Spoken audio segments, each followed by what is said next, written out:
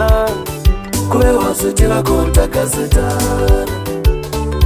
unga endli matrip mbilwini ya mina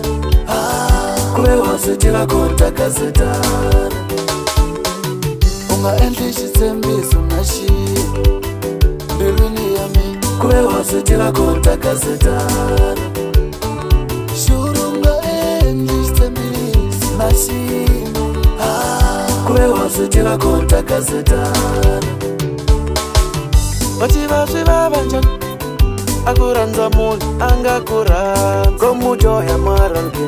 welele vativa swi vava njhani a ku rhandza munhu a nga ku rhandza ko mujoya maralke welele na usela mati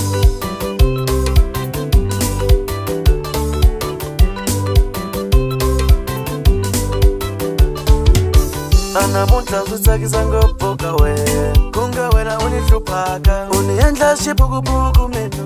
hi ku rhandza wena u kala u nga tshembi swa ku na ku rhandza mara u tate mbilu yanga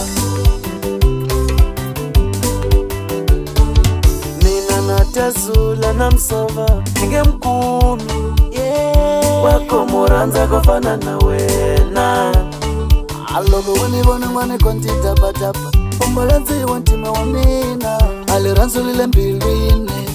futhi anikwenti wena itsembi welele nilakukuchaya amor akredite mi aniyemi kereti kazari nitsembi welele nilakukuchaya amor akredite mi aniyemi kereti kazari wansati lirhandzulingana nalo iwe i-originale ungari kumaka van'wani wena maralela ka mina originale antiso ya vava mina ku rhandza vanyingi vavasati va nga tala kambe mina ni va vona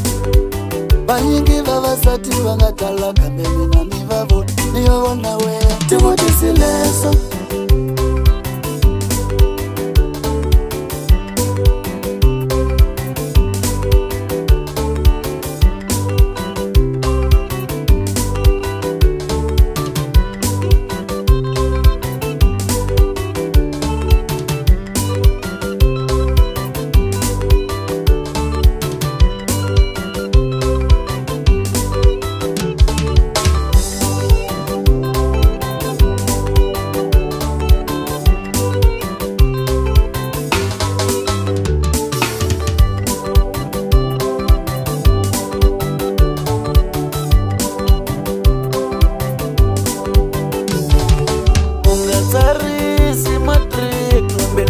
mina